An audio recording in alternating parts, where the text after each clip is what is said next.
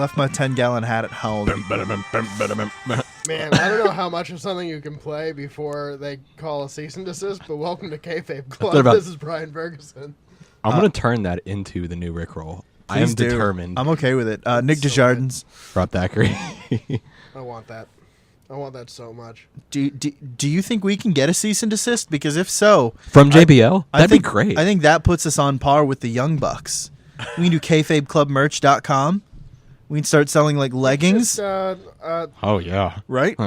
Wrestling Tiger's real into that. I mean, Wrestling Tees does wrestling podcast shirts as well. That's true, yeah. I mean, guys, what we're saying is tell everybody you know about us so that we can start making money on this. Yeah, I mean, if anybody wants a Kayfabe Club shirt, then just rate us on iTunes and on Google Play and Stitcher. And if we have enough demand, then we'll do it.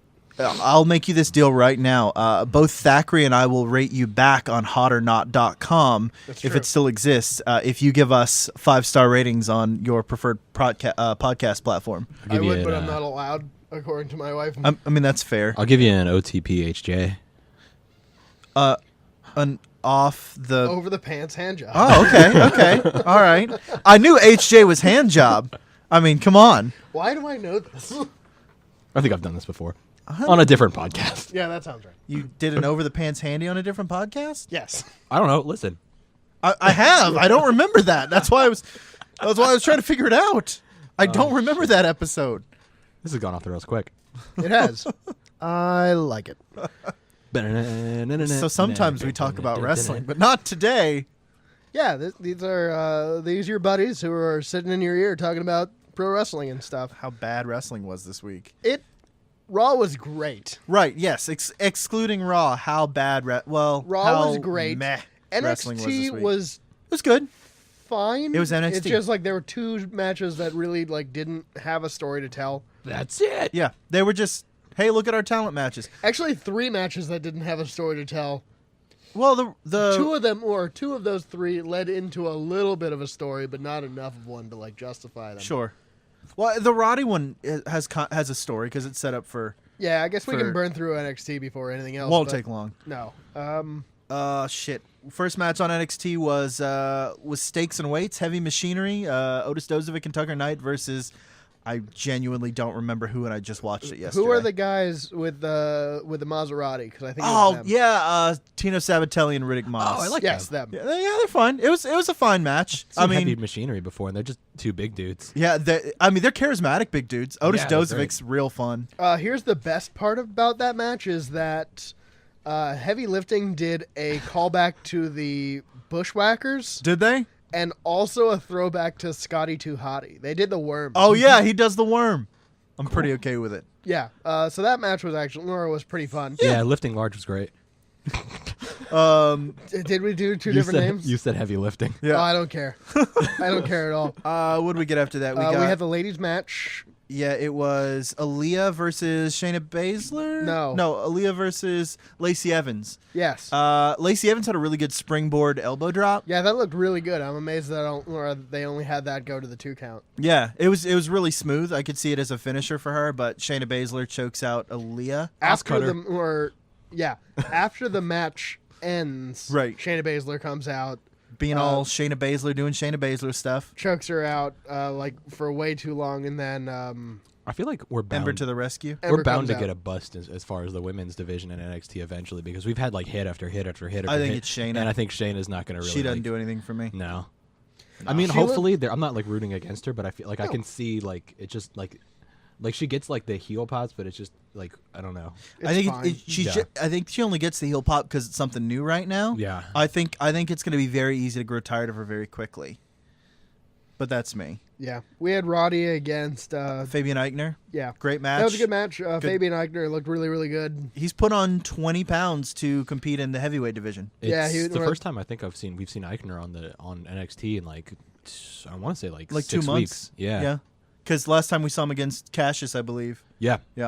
And he's good. Don't get me wrong, he's great. I think he's either German or Italian, but real talented. Axis. He's part of the Axis, is all we know. But it's basically a way to set up Roddy versus Lars for TakeOver, I believe is what happened out of that. Yeah, that's... Lars, yeah. And I think Roddy could actually get the win on this one. Have you seen Lars squat? No. Before? No. There's there was an old, and it was a couple weeks ago, but he put up close to 500 pounds. I believe easy. that. And I was just like, I mean, this guy is not.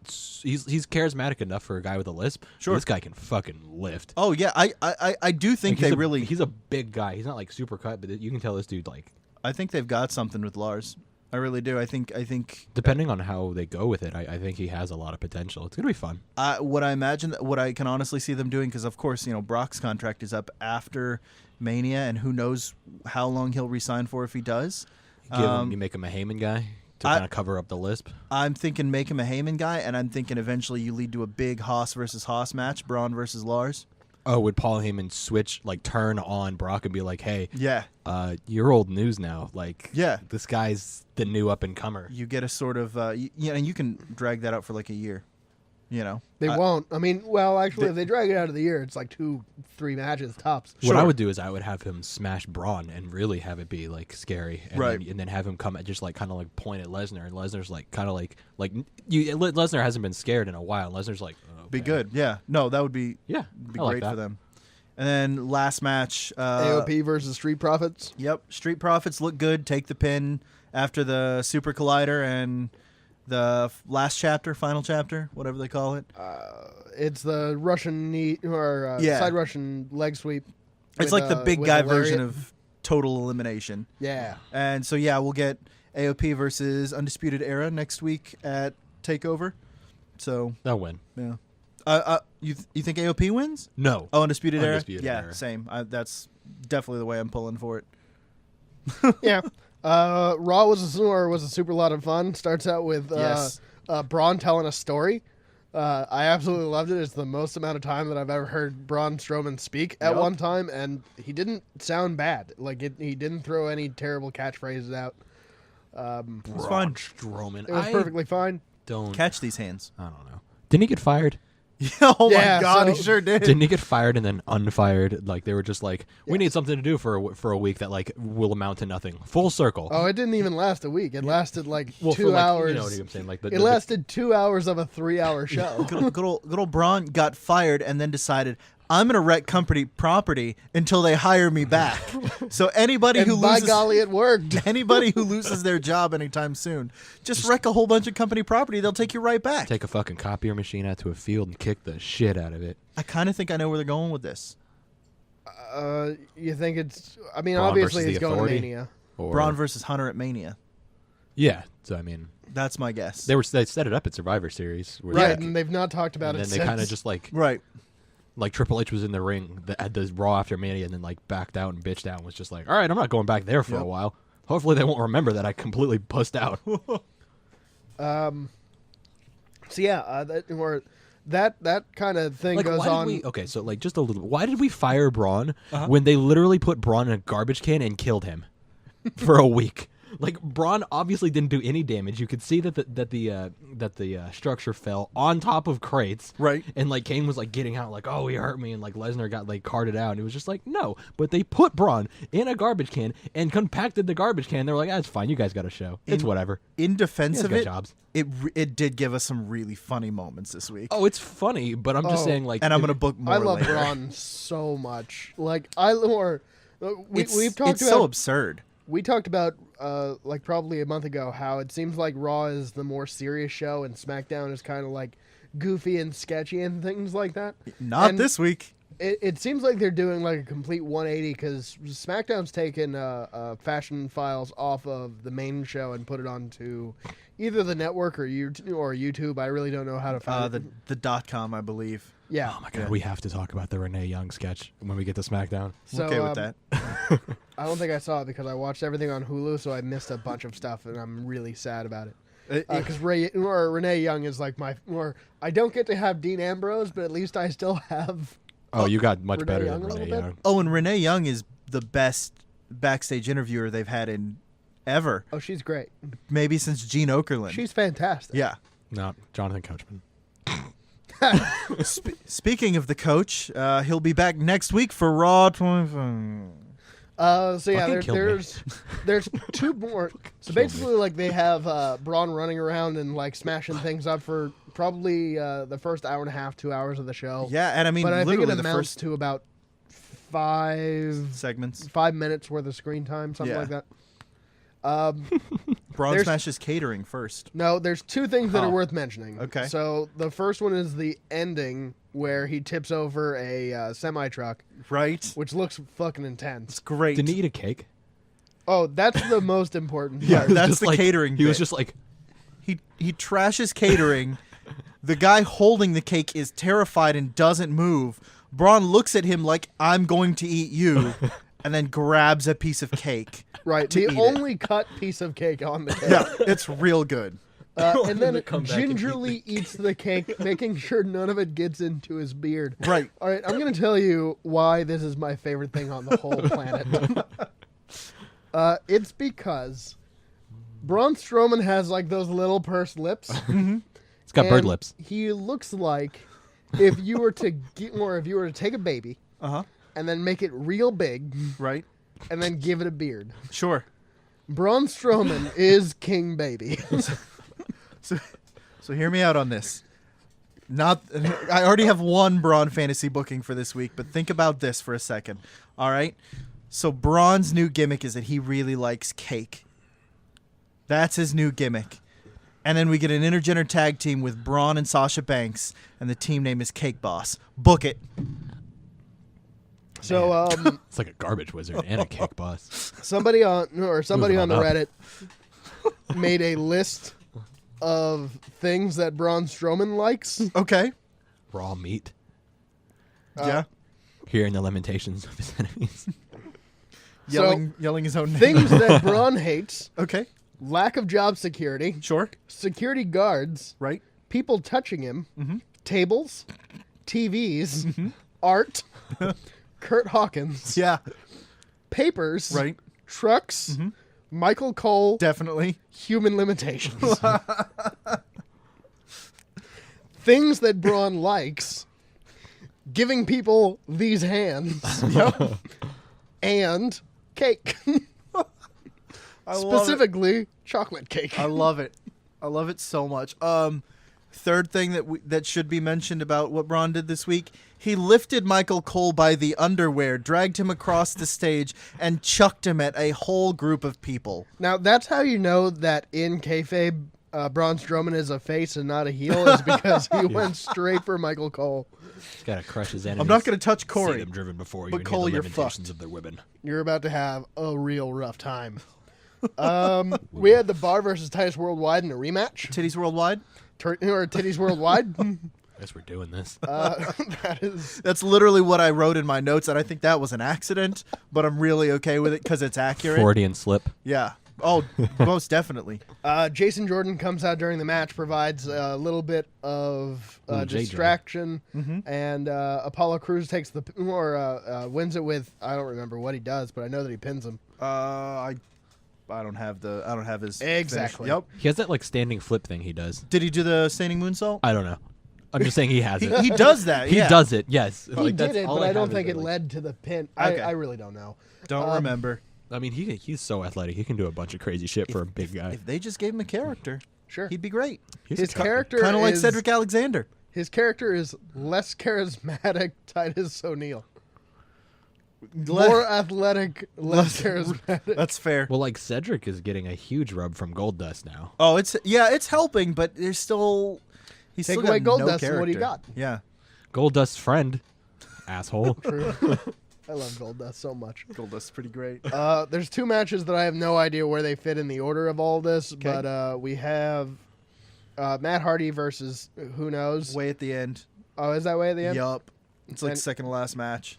Really? What a weird place to put that. Yeah, it was real strange placement. Matt Hardy wins because of course he does. He does some like weird character stuff in the ring that's pretty fun. Yeah. No Bray Wyatt this week. The delete chant seems real over. Yeah. But the crowd seems real confused about Matt Hardy. As they would be. I'm not sure if it's in a good way yet or not. I don't think. But I'm being optimistic. What's happening now is that he's able to do more of the stuff. Yeah. Now, so WWE fans will chant at fucking anything. They're the worst people in the whole wide world.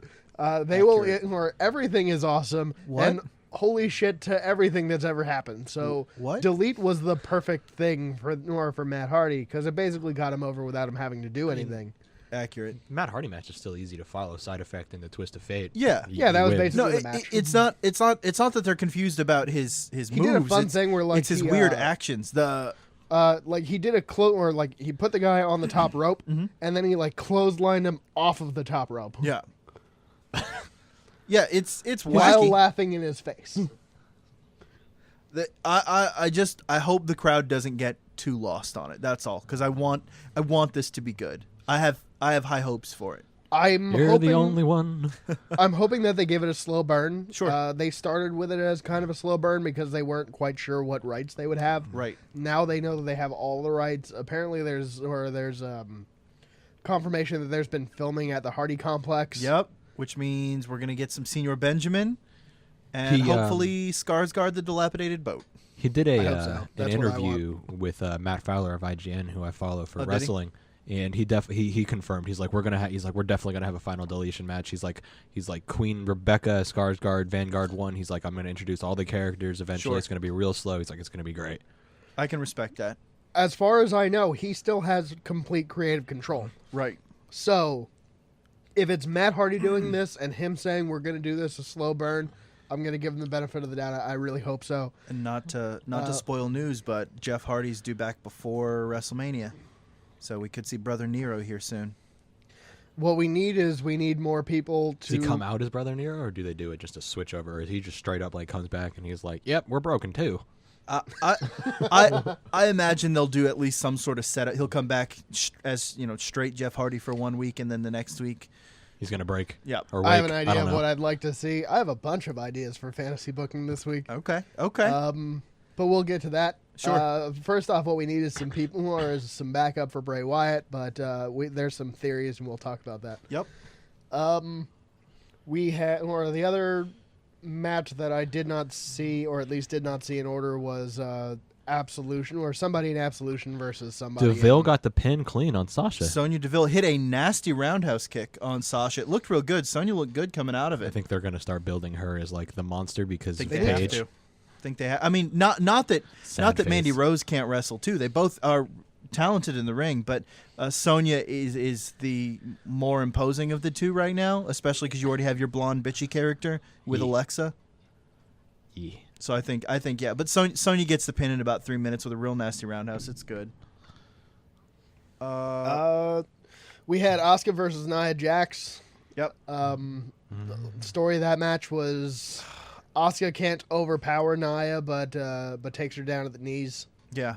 She's like a knee bar or something like that, right? Yeah, it's a real good looking knee bar Yeah. too. It's like a flipping knee bar. I don't. The only bad thing about this is I don't like seeing Asuka beat and on the ground so much as they've been showing her beat and on the ground lately. Yeah. They didn't do that with Goldberg, Yeah. And while I still think Asuka's going to take the Rumble, I don't want them to ruin this. They have something really good here. I mean, don't will ruin it. over the top rope Rumble elimination ruin her streak? No, it's not that I think her getting eliminated in the Rumble will ruin her streak. I think her winning the Rumble certainly helps her. But I think if you continue to show her as as beaten down and beatable over and over, it takes some of the specialness away, especially if they want to build toward perhaps an Asuka Ronda Rousey thing. You need Asuka looking I as have my doubts strong. that they're doing that. It's possible though. I have And doubts. if they do, they need Asuka We've been looking surprisingly as right strong when it as comes to possible. fantasy booking lately. Mind That's you, true. we've been wrong in how well they execute anything. If the Touche. U.S. tournament tells us anything about anything, Cool. That nightmare. yeah, fuck that. Right. We have Roman versus the Miztourage, and a handicap match goes exactly the way that you think it would. Yup. We get to see no fun spots now that I think about it. Yeah. It's because the Miz is not fun to watch. Revival over some jobbers. Oh, I didn't see that. That Oh, or that it was wasn't good. Seen. Okay. It was like real quick, but the Revival had a good kind of worked shoot promo at the end where they said, we're not sports entertainers, we're wrestlers. and they kind of sort of set up for, of course, next week's Raw 25. They kind of called out the Attitude Era guys as ruining the wrestling that they grew up with, and so I imagine we might see which is really funny because they're like our age, which means that they came up watching the Attitude Era. Exactly. But I imagine what we'll see next week out of that is maybe, a shatter machine on the Road Dogg. Yeah. That would be worth it. Agreed. After SmackDown, agreed. Matt Hardy actually listed the Revival as one of the teams that he really enjoyed working with when he came into the tag scene. He listed like the Bar, the Revival. He said Gallows and Anderson are doing really good stuff. So I like that he called all three of them out like by name. And like, they're all doing real good stuff. I really like working with them. Realistically, they all are. I mean, for as bad as the tag team scene is in regards to booking, you've got a wealth of talent. Oh yeah, I mean we were talking about this earlier today that it's a really weird time. We probably are in the best, talent-wise, the best time that we've had for tag teams since the Attitude Era. Yeah. And realistically, when you talk about the Attitude Era, what are the highlights that they really had? They had Edge and Christian. They had the Hardy Boys. Dudleys. They had the Dudleys. I mean, there were like you had some teams here and there, but DX gets a lot of credit, but realistically, they weren't. They were not the draw. No, Billy Gunn was as good a wrestler as Road Dogg was a talker, but if you switch those roles, they were fucking garbage. Right. So you had one talented guy on a two. Don't get me wrong, New Age Outlaws were really fucking important to the Attitude Era. Period. Oh, for sure. I mean, they definitely one talented guy together. Yeah. So, for sure. Yeah. Anyway, Raw closes out with Balor versus Rollins, the rematch, kinda. Yeah, it's a good match. I mean, yeah, I thought it told a really good story. The story of this was Jason Jordan calls out Finn Balor for Seth Rollins. Yep. And this kind of, you're doing the right thing, but I just need you to do it the right way. Big brother Seth says. Right. I don't think that there was any backstage stuff, or at least none that I saw with Finn and the boys. The club, no. Which is fine. I think that they're doing this the right way. Sure. As much as I hate to say it, I think that the right way to go about booking the club is make it look like he's not the muscle. Sure, yeah, no. He should be. He's not. He's, 190 pounds? He's $180. Yeah, he should not be like that small. I mean, the dude's cut, but just in a world where Braun Strowman's doing things. Right. In the world where Braun Strowman has, I'm assuming, absorbed the power of a garbage truck, knocked over scaffolding, and tipped over a semi-truck. And an ambulance. Right. And an ambulance. I mean... all in recent memory. Mm-hmm. Within the past year. Within the past 6 months. Yeah. I'm not done with you. Yeah, no, Finn should definitely... Not that Finn should look weak, but... No, and he definitely doesn't look weak. Because right. All right, so the ending of the match, everybody's super shocked. Everybody's super thrilled because we don't see the knee. Yeah, thank God. The Phoenix Splash doesn't land. Yep. The Blue Thunder Bomb, I think he lands. It's the suplex into the... He doesn't release, he goes into a Falcon Arrow. Yes, the Falcon Arrow doesn't get the pin. He takes the win with the curb stomp. Now it's interesting for two reasons. Because one, presumably Seth doesn't see Jason Jordan trip Finn because Finn has the match, and then Jason Jordan pulls Finn's legs. Seth just happens to see that Finn's down and goes for the curb stomp. But before that, we also have the bar came out. Right, but even before that, Finn gets the pin. Finn gets what looks like a full 3 count, and they replay that at the end of the match. So there's two kind of sketchy things on this match that I think are setting up for Finn turning more heel or more vicious as a heel, which I think, I don't know. It'll be worth it. I want to see Finn heel Finn because I've never seen it before. It's real good. It's real good. Like immediately after watching it, I had to pull up New Japan World and watch some old Prince Devitt versus Tanahashi, and it's just he's great as a piece of shit.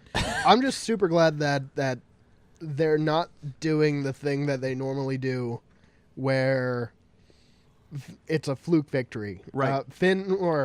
Finn is clearly the better competitor or throughout pretty much this entire match. They're Right. pretty evenly matched. Absolutely. But Finn's just edging him out everywhere he goes, or pretty much throughout the entire thing. Right. It's just at the end you have the bar come out and interfere. Right. Basically, you get the fight with the bar against the club. Right. Which is good. I think It's is fun. kind of setting they up have something. they have great chemistry together. Absolutely. I'm pretty sure the bar's going to get the title back. That's what I'm kind of thinking. There's speculation that Jason Jordan might be injured. How Hopefully. serious that is yet to be seen. Right. Because it's only been touched on. I take that hopefully back. That's mean. But also, it looks like the whole Shield reunion might be coming to a screeching halt. We'll talk about that in the news later. Whoo boy. But here's the thing: Balor doesn't lose clean. There's so much interference in that match. It's more of he gets an opportunity. Or nothing has given me more faith in that they're going to do something big with the club in how protected Finn was with the way they booked this match. Yes. Because he has two very clean outs. One, in that he technically got the pin first, and you go watch the ref, and the ref's hand hits the mat 3 times. They mention it on commentary about how, unofficially Finn wins. Right. And Seth has to pull out after some interference. Seth has to pull out a move that has been banned, right, to get the win. So Finn doesn't look weak coming out of this, and it's going to be interesting to see where they go with it. Yep, I think we're getting more of a heelish Finn out of it, personally. I hope so. Raw was clearly the show of the week, Without question. SmackDown has 4 matches on it. 3 of them are U.S. title, or three U.S. title contention matches. Yup. Back to back, you have Xavier Woods versus Jinder Mahal, and then Bobby Roode versus Mojo Rawley. Yep. Both of those matches go exactly the way that you expect it to. If I never see Xavier Woods against Jinder Mahal again, I'll be a happy man, because that was an 18-minute dud. I think that Xavier Woods does some good work, probably. Or the only highlight, not to us but to anybody watching, is New Day throws pancakes at the Singh brothers. Yeah. Through the ring. Yeah. Which is fine. It's fine. It's a thing stop. that happens. Bobby Roode is like kayfabe injured when Jinder comes out and beats on him. Bobby Roode says, "Let's just do it tonight." Yep. Daniel Bryan comes out. That was the most awkward thing I'd ever seen. When Roode was like, "Let's do it tonight," and Jinder's just like, "No, why? No." And he's like, "Well, why not?" And he's just like, "Because I want you to remember how bad I'm gonna beat you next week." All of the goodwill that Jinder Mahal has built on the mic was thrown out this week. If this week did not kill Jinder Mahal, where do you go? He's a fucking dud at this point. Like, where do you go with Jinder Mahal? There's no stock left in Jinder's portfolio at all. It's done. It was just really awkward. Right. I don't know what about it didn't feel right, but it didn't feel right. Like, the whole thing was like staggered and both of his I got like performances. cringe humor.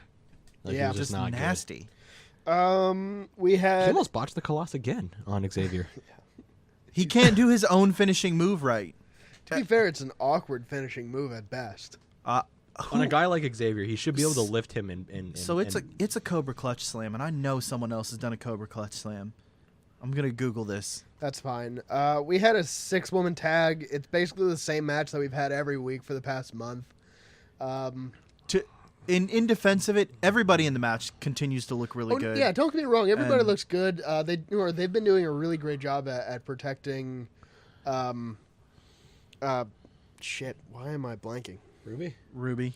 They're doing a good job of protecting Ruby, and on the face side, Becky. Yeah, they're doing a good job of protecting Becky. Yes, agreed. I think the story is that people are going to expect Becky to be the favorite going into Rumble. I can see that. I like how happy Charlotte is that Becky's back. Like, you can tell, like the same way like Finn is like super smiley. Yeah. Like, Charlotte's gotten more and more smiley now that Becky's there, and like both of them were like half Taft twerking to like Naomi's thing, and like it's just Yeah, that was the best 10 think it's seconds of SmackDown. Yeah. I just like seeing them happy. Agreed. It's like it's fun when they get to like tag and work with their friends. Sure. Ruby gets the riot kick off the apron onto Naomi. Yep.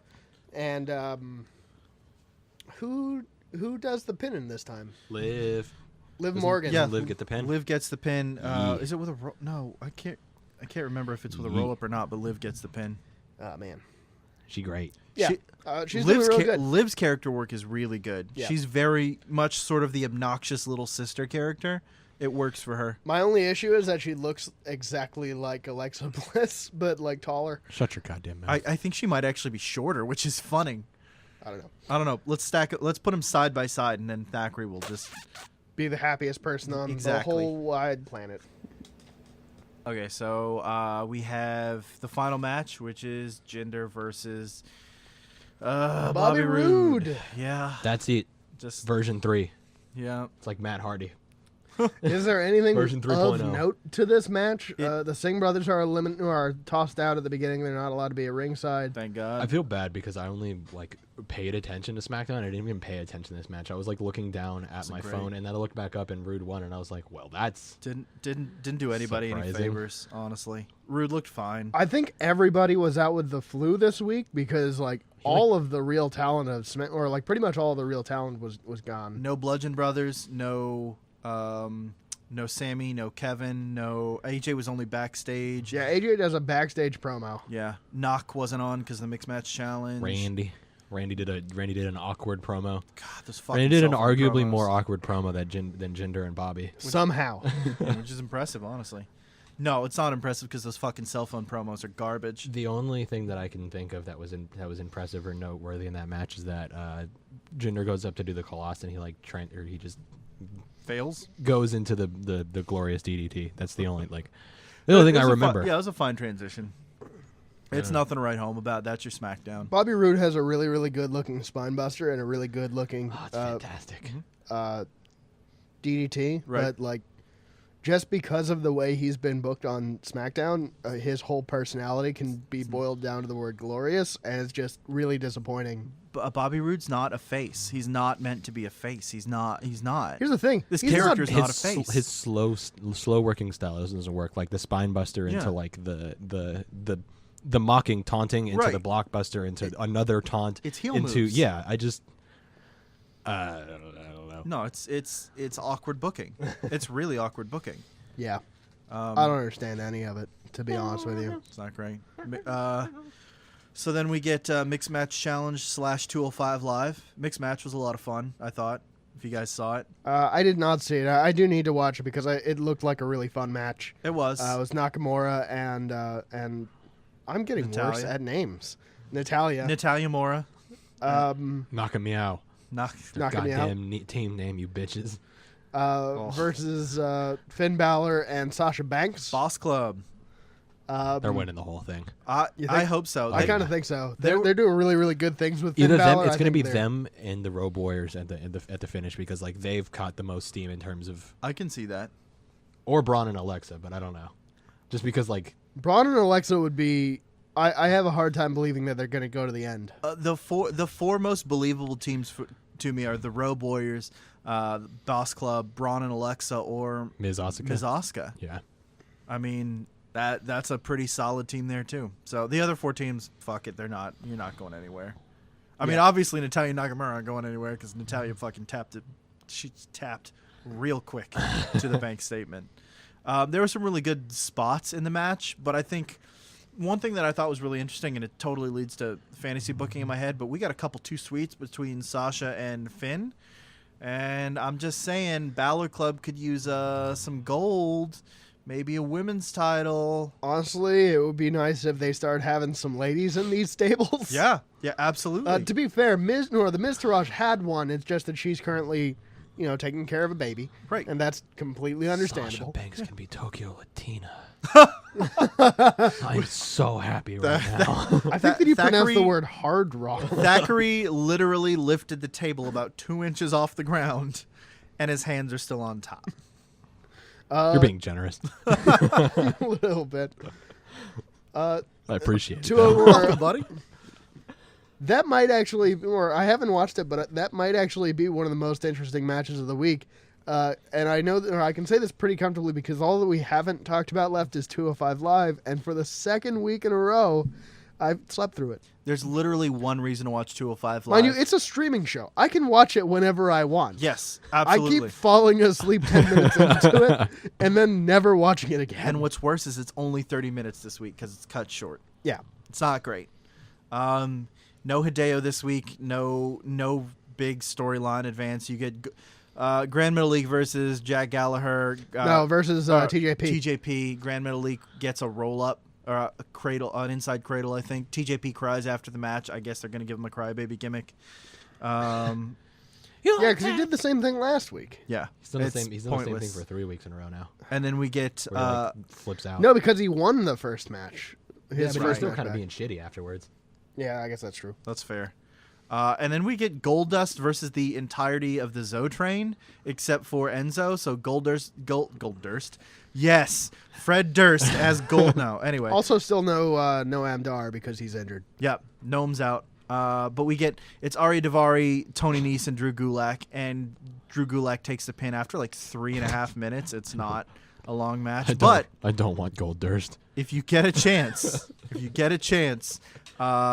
Oil Tycoon Drew Gulak is a great look.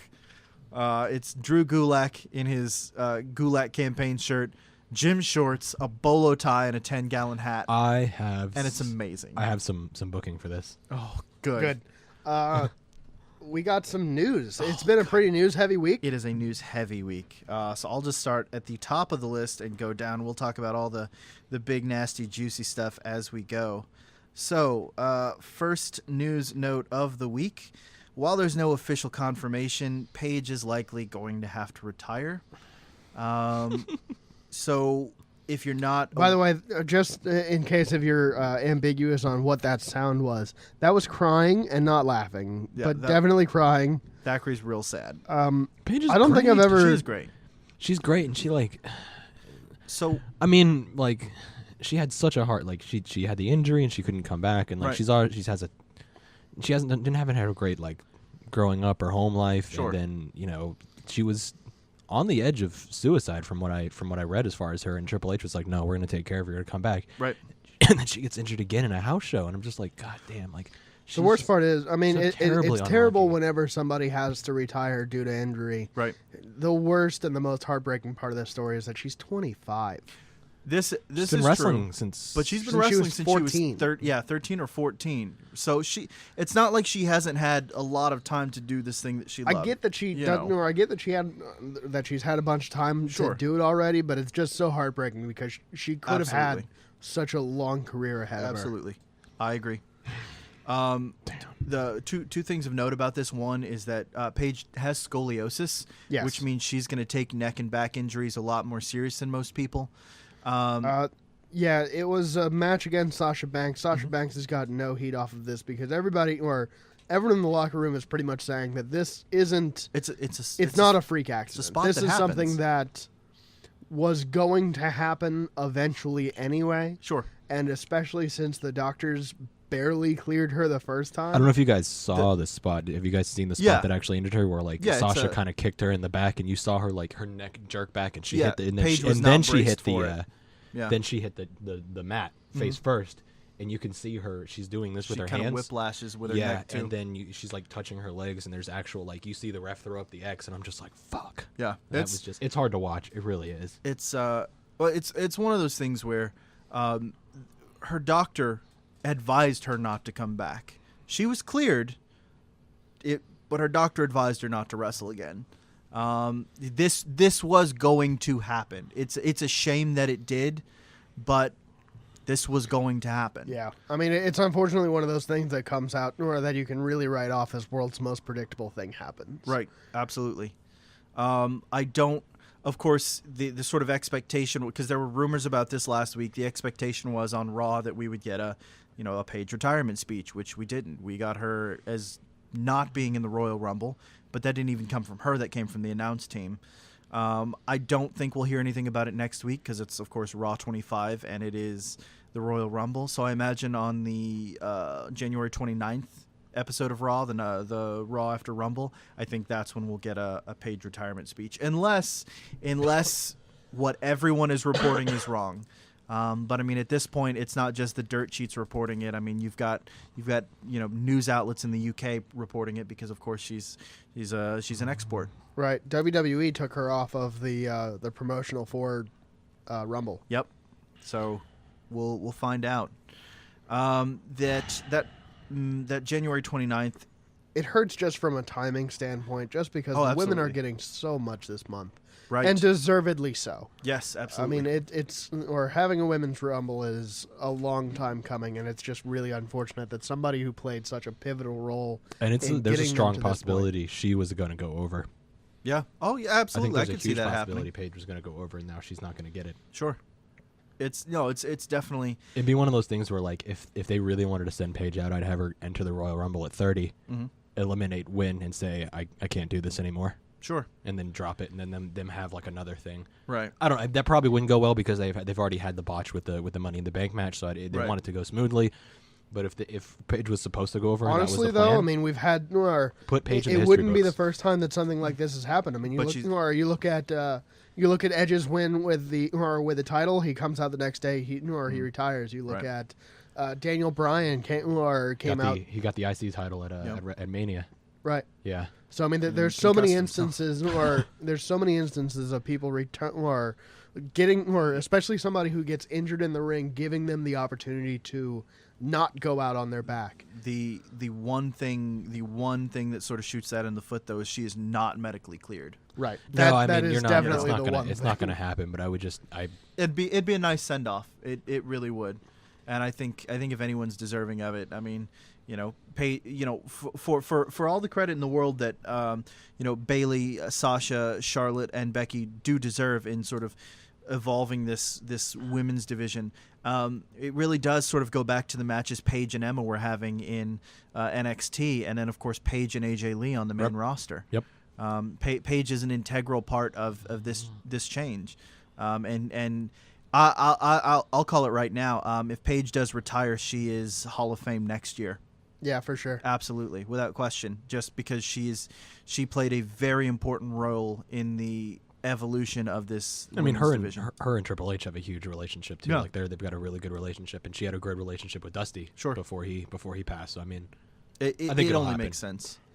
We got one of the Usos got pulled over for a DUI. Yep. And he looked fine to me. They ran that gimmick on the police. They were like, "He's Jimmy, I'm Jay. He's Jimmy, I'm Jay. I'm Jay. He's Jimmy. I'm Jimmy. He's Jay." And he was just like, "Both of you are getting arrested." Who's on first? I don't care. You're going in. Yeah, you're going to jail. So no news on it yet. WWE is gonna let the cards fall where they may. The last time this happened, Jack Swagger got I think a 60-day suspension. He got dumped. Yeah, he. I mean, it killed his push dead. So I don't think that this will kill them, but it definitely will change the layout of. I imagine they drop the titles next week, and then the Usos kind of go to the back of the tag division for a bit. They literally go to the Uso penitentiary. Yeah, absolutely. That joke's been made before. Yeah, this week. So our next bit of big news in relation to the Usos. So Brian and I were talking about this earlier and earlier in the week. So Roman Reigns has been implicated as a client of Richard Rodriguez, who is currently a jailed steroid dealer.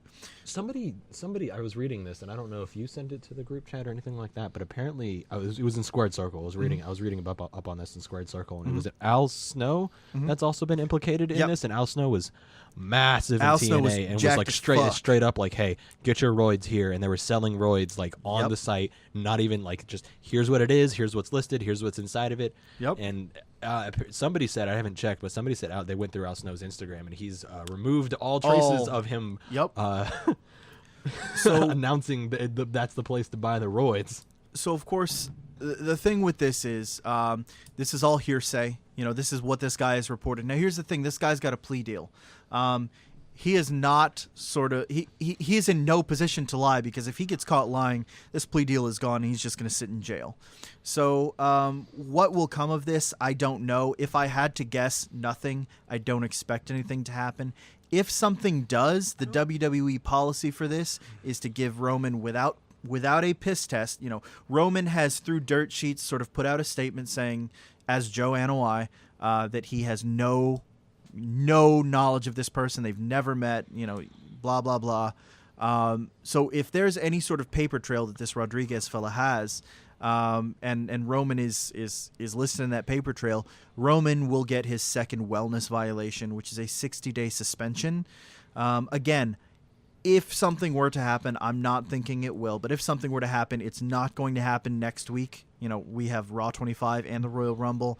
Roman is heavily factored into both of those, situations.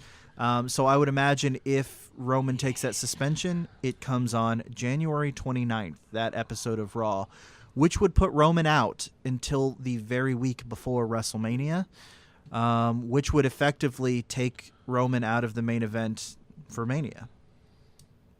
Which I don't understand why we give a shit about steroids, like in the U.S. Doesn't matter. It's like more if guys want to of, take advantage and hurt their bodies long term by juicing, fucking go for it. More power to them. To be fair, taking steroids is perfectly legal. Mm-hmm. Selling steroids is illegal. That's a paradox. But the biggest thing is that, once you have them, you're fine, but you can't get them. The issue with selling them is it has to do with you're not a licensed medical practitioner. I guess. But more so, it counts as contraband and it counts as like maybe racketeering. Might be. I don't know. I think it falls under RICO. Doctoring without a license. Or when it comes to taking them, that has to do with the company's wellness policy. Right. And especially since Vince has been front and center of a previous steroid ring, they kind of shy away from, or they take it a little bit more seriously. Straight up, if you're taking steroids over a long period of time to remain jacked, it negatively affects your health. And professional wrestling is an industry where we do have a lot of guys, a lot of talented guys, big stars dying young. And one of the linked causes for that is steroids. Right. I mean, that was the first thought that went through everybody's mind when it came to Benoit and Guerrero. Yep. Steroids, and then with Benoit was of course CTE, having an Alzheimer's brain, and Eddie was unfortunately drugs. Yeah.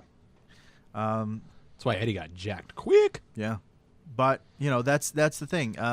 Again, I don't expect anything to come from this, but if something does, it will be. It wasn't a big thing Depending until on how he's implicated. He could be released outright. I mean, if he becomes a big thing, like he's a supplier distributor, which I don't. I mean, this would take. I don't see that happening. Would take 6 months to a year, if not longer, because court proceedings are very, very drawn out. Straight up, I don't think Roman is a bad guy. We shit on him a lot just because we're tired of fucking seeing him. But as far as real life, he's a good dude. He's a solid dude. He's a He's a dad. family man. He started wrestling because he had a family to support. He's like Guile. I have no doubt that Roman's a good brother. But I don't. No, I mean, we definitely don't wish anybody don't wish anybody the worst. It couldn't come at a worse time. Well, I guess it could come at a worse time. Oh, it couldn't come at a better time. Yeah, I guess so, because it kind of fucks up. I mean, if we're talking about specifically wrestling and what we would enjoy, like forcing them to think on their feet and get Roman out of the picture, I think might involve a better product for all. You basically have to rebook Mania on the fly. The Bryan thing a couple years ago ended up being a better product for all, because we were just going to get Orton Batista, and they had to throw that thing in there, and everybody was like, this is better. This is overall better. Oh yeah, WrestleMania 30 is one of the best WrestleManias in a long, long time. So yeah, absolutely. So nothing against Roman, but looking at this from a product standpoint, yeah, this could be a good thing. Could be great. So we have a lot of new talent news in the WWE this week. Who we got? So first off, we'll talk about we've got five. Deep in the Japanese. We've got five signings. So reporting to the Performance Center this week are Ricochet, who is from Paducah, Kentucky. That one we knew about for a while because was expected. That they had leaked designs for his logo. Yeah, it's real good. The better part of a month ago. Yep. Ricochet, I can very much see him ending up on 205. If he becomes a better promo, I don't see a ceiling for Ricochet. He's phenomenally talented, has been all over the world for years. Lucha Underground built their first 2 seasons around him as Prince Puma. He former PWG champion, won the Best of the Super Juniors in New Japan for twice. He to put that into perspective, I believe the only other American to win the Best of the Super Juniors tournament in New Japan twice, Eddie Guerrero. That checks out. It's a big deal. They have also signed War Machine, Ray Rowe, and Warbeard Hansen. That's a great name. I hope they get to keep their names. I really want them to keep their names. Big Hoss tag team. Hansen can move for a big guy. He's a lot like Killian Dane. We just saw them at the Tokyo Dome. They're great. There's a big place for them in NXT. I can also see them on the main roster. Especially with AOP probably going out, they're going to have another big Absolutely. guy. They're going to have Lifting Large and Warbeard Hansons. And the thing about Ray Rowe and Warbeard Hansen is they can actually talk, which AOP doesn't really have that going for them. They need a mouthpiece. I wouldn't expect them to be in NXT for terribly long. No, not with their sort of pedigree. You know who needs a tag team? Mm-hmm. Bray. We'll get there. Of course, our other big signing, Candice LeRae, which is of course Johnny Gargano's wife. Candice has. Is she Mrs. Wrestling? She is Mrs. Wrestling. Yes. Okay. She's one half of, or she was formerly one half of the world's cutest tag team with Joey Ryan. If you've never seen Candice LeRae wrestle, Candice is fantastic. She's really famous for having done a lot of intergender matches in the past few years. Oh, hey. If you get to look up one match, find Candice and Joey versus the Young Bucks at PWG a few years ago in a guerrilla warfare match. It's notable for Candice. It's notable for thumbtacks coming out, which you don't see very often. At one point, the Young Bucks, who have just been brutalized by Candice and Joey in this match, put thumbtacks on their boot and go for a super kick on Joey Ryan. Candice gets the fucking just save of the match by pushing Joey out of the way and takes the super kick hard to the face. It's sort of the famous image of Candice LeRae. I think I remember hearing about this story or on a podcast of the Young Bucks talking about it, and somebody asked them like, "What was the worst thing that I've ever done?" Oh yeah, and they were like, "We used thumbtacks, and it was a terrible idea that they we felt should have never horrible done." about it. But Candice LeRae really can wrestle. She's great. Yeah, Johnny Gargano put out a pretty touching thing on it was real good. Twitter. I think it was something along the lines of like, not only am I excited to see my wife or join NXT, right, but I'm even more excited to see my favorite wrestler of all time, Candice LeRae, join NXT. Right, it's real touching, just real sweet. Yeah. It's good to see. She doesn't have to travel to the Bone Zone anymore. There's not. Great. I don't think there's much of a limit on Candice as far as what she can do in the women's division. She's really talented. A smaller signing, of course, that we had this week. It looks like Serena, who was part of the Straight Edge Society under CM Punk and was a member of or was a competitor in the Mae Young Classic, looks like she's been signed to the WWE. I don't know if it's roster padding. I don't know if they're going to send her to NXT, have her in the Rumble or whatnot, but she has passed the test and has been seen in the Performance Center. TNA is still, Impact Wrestling is now they're under new management. We'll see how it goes. They've got some really interesting deals in the works we're not going to talk about, but they have lost both Ethan Carter III and Bobby Lashley in the past week. Man, Bobby Lashley reminds me of Apollo Crews. Maybe it's the other way around. It's the other way around. Yeah.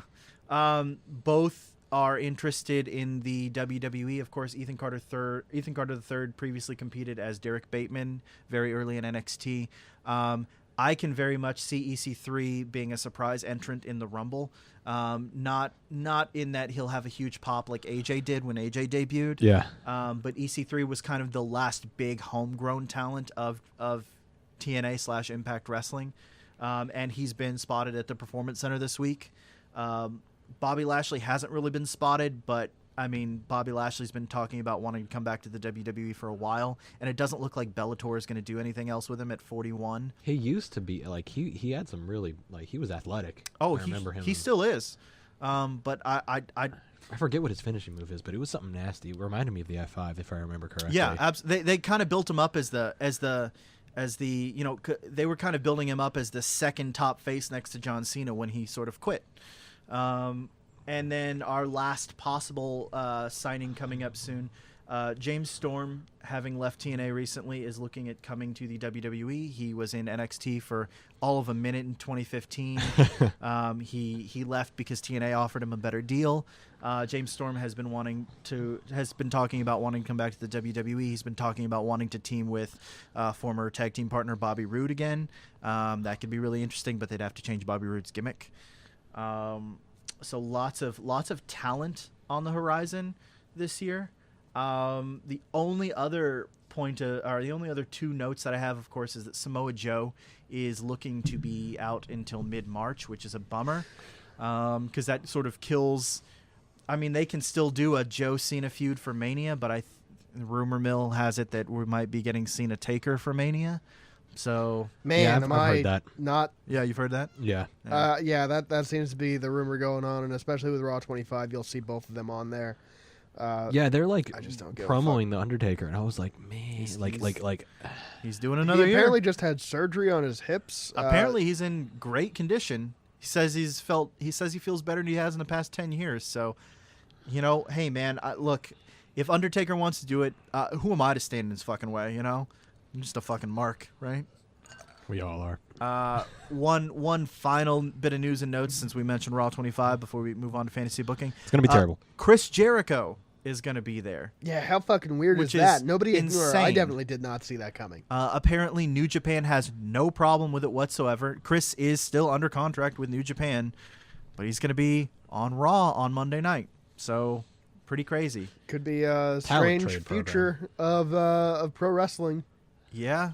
Well, there was a Forbes article earlier today talking about how the WWE should consider doing talent exchanges with New Japan. I don't think that's ever going to happen, but It wouldn't be a bad idea.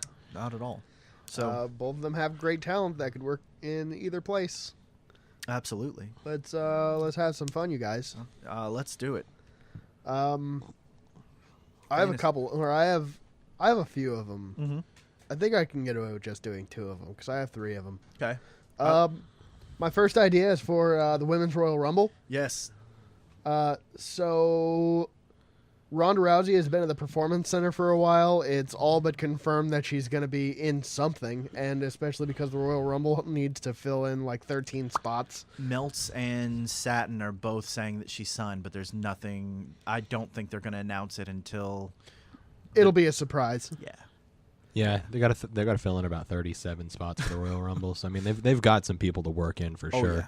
Oh yeah. I'm actually, I might be the only person at the table who's not against Ronda Rousey joining the WWE because, from my understanding, she's a fan, and I just appreciate fans coming in and doing stuff. I definitely and I mean, appreciate that. She has the talent. Sure. She's done in MMA, so yeah, she's super done in MMA. She's just not going back there because she definitely doesn't have the personality to take another L. right. Not without it being scripted. Right. So Yeah. Exactly. my prediction is she takes the Royal Rumble. Do you think she comes in now? Where do you think she comes in? Do you think she, because there's so many ways you can do that? I would like it, or I would be fine if she comes in towards the middle or even towards the end. Okay. We don't 20. need her to be, Spot 20. or Okay. her be. Yeah, 20 seems fine. Sure. Too early and it kind of loses its mystique. Right. The first few people need to be kind of people who are already signed Because to she the could roster. come in at 20, clear house, get by about 3 eliminations, and be out by spot 26. Right. Right. My expectation though is that she goes the distance. That's fair. I think that's a lot of people's expectation, or people who are thinking that she's coming in. If she's in the Rumble, I would be shocked if she didn't win the Rumble. So here's my idea. Mm-hmm. I don't think that her against Asuka or her against Bliss or whoever happens to be the Raw champion is Okay. the story worth mentioning. Sure. Because the story worth mentioning is at the same time that Charlotte Flair was doing her 4 Horsewomen on NXT, Ronda Rousey was doing her 4 Horsewomen of MMA. Yeah. So you have who is the real leader of the 4 Horsewomen Right. Ronda Rousey versus Charlotte Flair for the title on SmackDown. Sure. And logically, you would have Rousey taking the win. But my idea would be you would then have Carmella cash in her Money in the Bank and pin Rousey for the championship. Let's have everybody look bad. I honestly, Fuck everybody. I love that That's idea. Brian right now. I love that idea. I really do. Anarchy! Anarchy! Oh man, Fuck that. You know, there's all only of that. one thing that can make it worse. Is so Rousey of course wins, and then it's at WrestleMania, I'm assuming. Yeah. So James Ellsworth runs down the big fucking 20-mile long ramp just to distract Ronda Rousey. Carmella comes down, gets the roll up on Ronda Rousey to win the title. Oh, that audience will riot. Roll credits. That's your main event. Bum, bum, bum. Brian, that's honestly that's my favorite idea of the week. Thank you. That's real good. I hate it so much. Did you have some ideas, Thackeray? So after seeing Oil Tycoon Drew Gulak, It's so good. yeah, The memes on this are great. I've been doing the JBL theme every Forever? time we. Well, yeah, but for the past 3 weeks at least. See the beginning of this episode. But yeah, I would. So, I mean, Goldust is on 205 now, so fuck it, we've broken weight limits. 205 doesn't matter anymore. Yeah, so let's bring back the cabinet. You want to give Drew Gulak a cabinet? Yeah. I'm so into this. Who's this cabinet? So I didn't know if I wanted to bring JBL back for this and have him pass off the cabinet. Oh, please. Kind of gimmick, but I think this would be literally hilarious. the passing of the hat. Yeah, Oh. he gives Gulak the 10-gallon hat. My idea would be that the limo. hat is way too big Yeah. and it just I need this slumps so down much. past his ears. No. And he goes from being a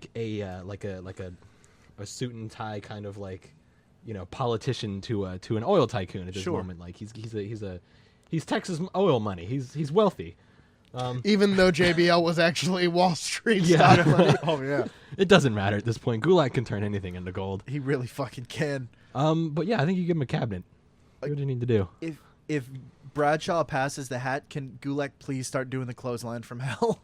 Yeah, just straight up JBL gimmick. Have God, I love Orlando Brown come back, be his secretary of something, bullshit. co-chairman of some bullshit. I don't Who know. cares? And then give him Those are all a low details. card tag team. So give him Tony Nese. Tony and, Nese is the intern.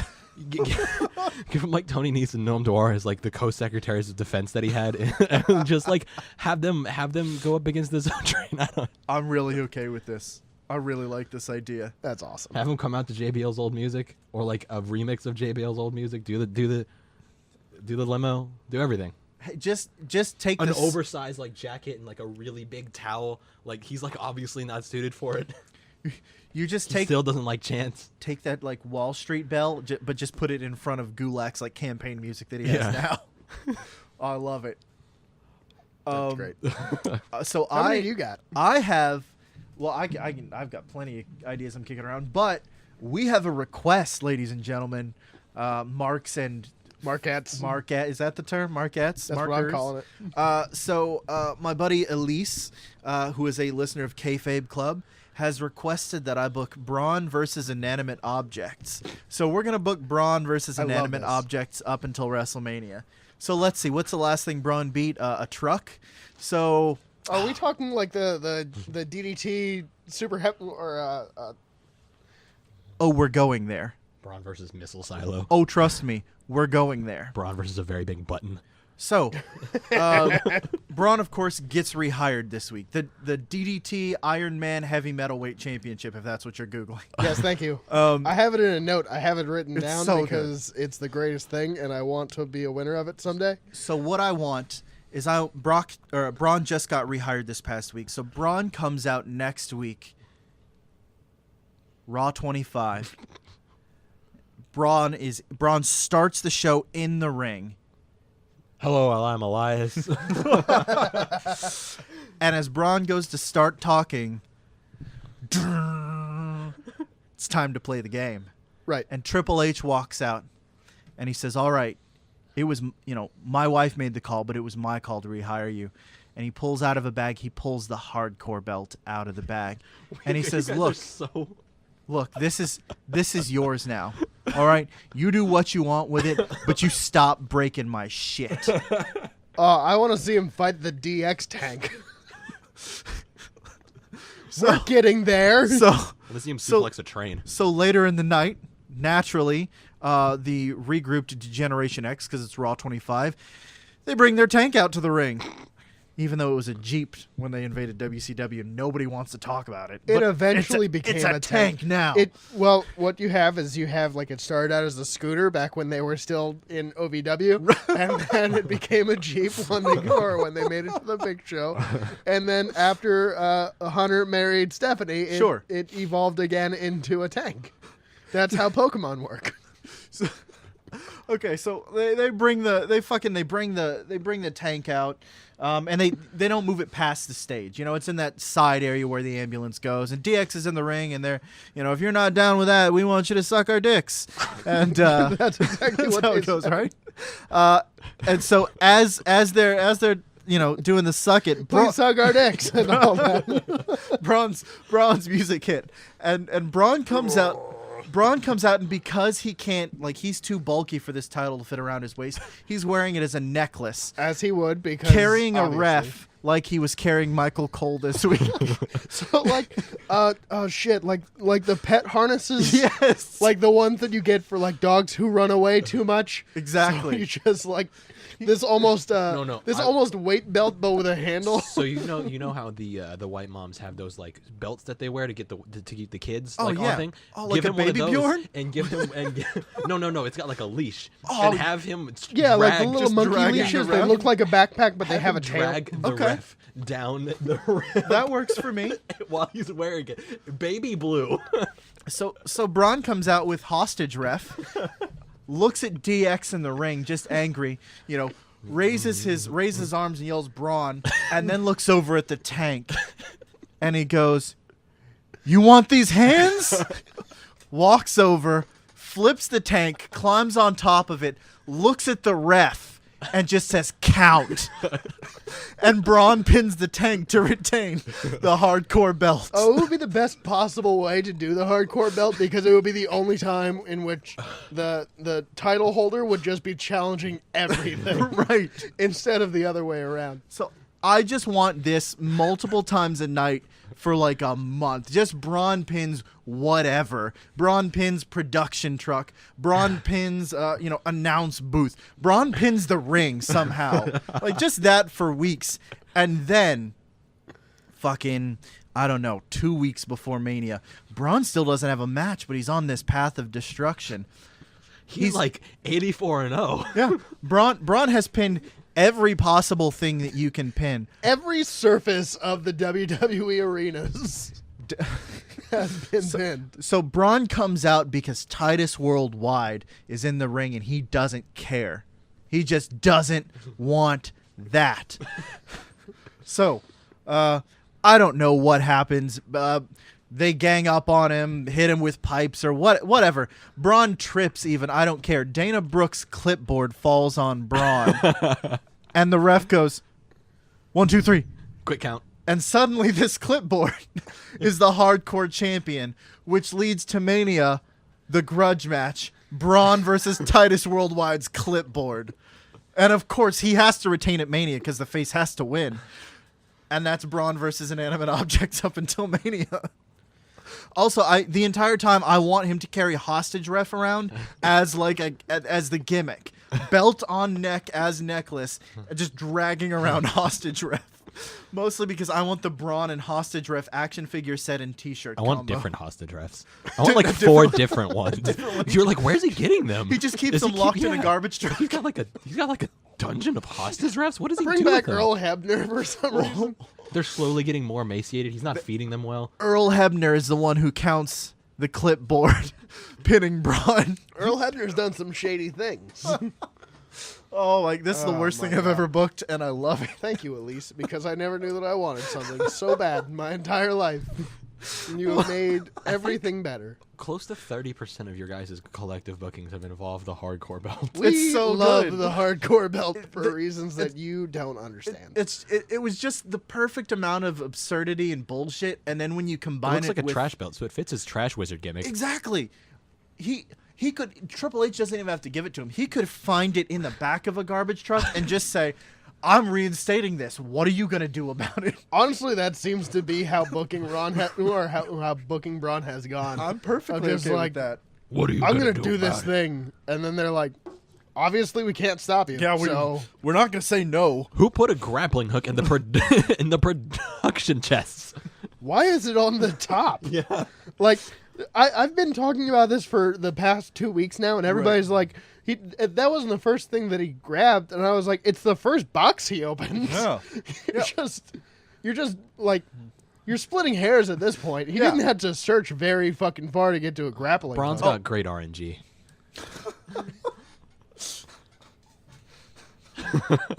I just don't understand what practical use could a grappling hook be. That was the He's got a low. And pull that's down- like a ninja grappling hook. He's Like got a that's pull a down, grappling hook like- that fucking neckbeards order off of the internet. Skyscrapers to that's what he's gonna use the grappling hook to pull down skyscrapers and pin them. Braun is gonna pin the stadium at WrestleMania. We really need a Braun versus the guy who dressed up as Godzilla for the Godzilla movies. Oh my But god! like you have to set it up so that it has like forced perspective where they do miniatures for a city. I think at this point, like I don't know how you beat Braun, and I'm fine with that. But I think at this who point, cares? unless you get like Minoru Suzuki to come in and just slap Braun to death, like there's nothing to do with like Braun has to move to the hardcore division, the hardcore inanimate objects division. So that's the craziest thing I've booked in a while. Anyone have something kind of serious? Yeah, I got a serious Is my one. cabinet I don't. looking serious? Actually, that was really great. I really do Yours like is the great. cabinet It's just more serious, or it's still a little bit sillier. So far, or yeah, we've had all jokes so far. Fuck. WWE is a joke. Yeah, My life kind is a of. joke. I mean, I Fair. love it. It's the greatest thing. Yeah, I have a pretty serious one. So Okay. we have Sorry. All This Is Pain. Everybody expects them to come on up. Yeah, and very we soon. also have Jeff Hardy expected to return. Yeah. Crotch shake and all. Yeah. So AOP doesn't really work without a mouthpiece, Right. and I don't know that their mouthpiece is coming up with them. I don't think that he would. I don't see Paul Ellering going on. There's the no road good like that. reason for him to do it. I've never seen Paul. I've seen Authors of Pain twice at NXT house shows. I've never seen Paul Ellering there with them, so I don't imagine he's going to want to go on the road. Right.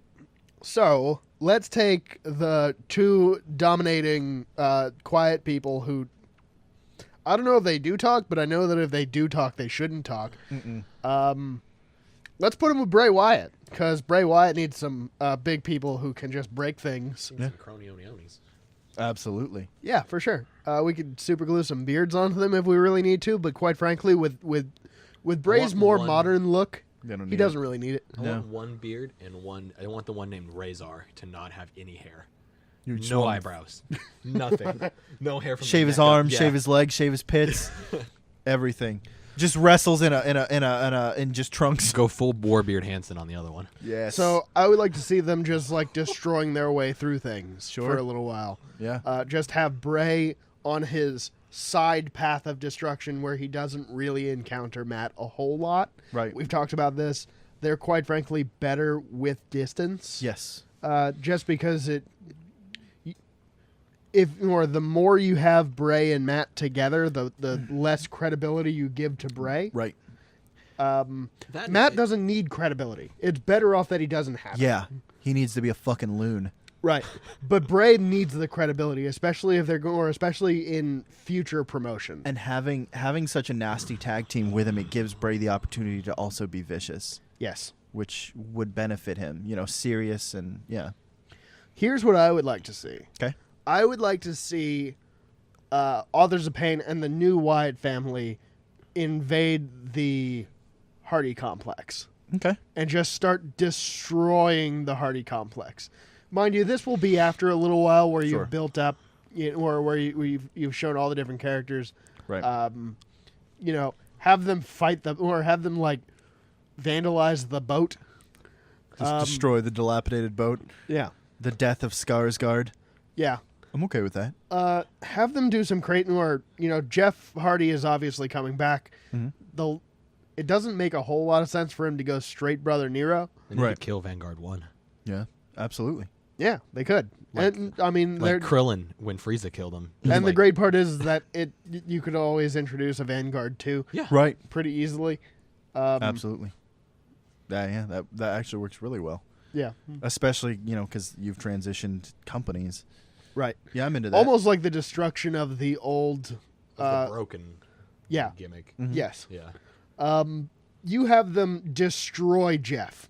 And at this point, Jeff would have been around and being almost the voice of reason to Broken or Woken Matt. Do you have them destroy Jeff at the Hardy compound before we get our eventual final deletion match? I think that would be where the best story is. Sure. I think the best possible story is have them just ruin Woken Matt at his home. You could open the Raw with them destroying him and have like one of the AOP like kind of Braun ref carry them out through the stage, right, or like through the crowd, and then later on in the show, show a vignette of like them destroying and like holding Jeff to it and be like, listen, like, right, this is what you've done, like, yeah. Well, whatever. of course, because if you do it if you destroy Jeff and bring him to the Hardy compound, or you destroy him there, you get your easy Brother Nero transition, because of course you have the lake of reincarnation. You just toss him in. The lake. Yeah, and that's the gimmick. And like Japin Part 6 comes out. Yeah. Yeah, I mean. Yeah.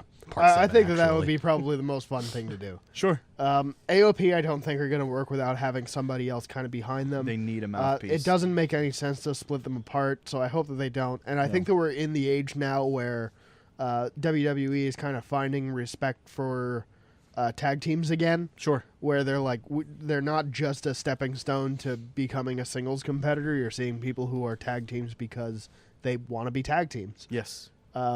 Mind you, not everybody fits that mold. I mean, the Bar is clearly doing it because that was the role that they needed to fill. Right. You have works for them, though. You have people like Breezango who did it because, quite frankly, they didn't have anything else to do. Let's get us over. So, oh my god! But there are enough people like the Usos and the New Day who fit better in tag. Sure. So, absolutely. Yeah, keep going with the stable stuff because it works and it makes a lot of sense, and especially having Bray have. So, are we no longer booking Ascension to be shipped over, or I just don't know that they're going to do it. I mean, it doesn't look like they're going to give it. Or they've given credibility to every tag team on SmackDown over the past month, except for the Ascension. I mean, I hate to say it, but oh my god. Have JBL as part of the cabinet, bring the Ascension over. Okay. And be like, these guys are great. And like make them like Gulak's first cronies. That would be amazing, but I think For JBL would have multiple a fucking aneurysm before he did that. I don't give a shit. Which I'm fine with. This is my world where JBL does my things. I didn't just wish an aneurysm on JBL. Yes, I did. Yeah. Bump it bump bump bump. Oh, I have the greatest possible idea for the Ascension. This one's going a little bit towards the silly side. Okay. Have them restart up the APA. Just to fuck with JPL. The Ascension Protection Agency? Oh, yes. Man. It's perfect. And I mean, really, same fucking gimmick. The Acolytes and the Ascension, not really that different. I still think we should put him with Oil Tycoon Gulak, but that's fun too. Shit on both of JBL's gimmicks. I'm okay with that. Fuck JBL. Agreed. If you want to hear your absolutely fun ideas get driven to the absolute limit, send us a message on DM us on Twitter. Either at TowersUG on Twitter or on Instagram, or drop us a comment on YouTube, Send us Stitcher, a Facebook message. Potable, Apple Podcasts, Google Play, Facebook at Towers or at TowersUG as well. Mm-hmm. find us. We've got a busy week coming up, guys. Next week should be big. The week after should be real big too. So stay tuned. Tell your friends. Yeah, we got Raw 25 coming up. Royal Rumble in just a few days. We got Royal Rumble coming up. Takeover. Yeah, it's going to be a super fun time. A slobber knocker. Leave us a message. Thank you so much, Elyse. Your idea was great and possibly my favorite thing ever. Yeah, we appreciate it. Good night, you marks, unless if somebody else has anything to say. No, I thought you were about to add and you Marquettes after that because you seemed real confused. Yeah. Good night, Marks and Marquettes.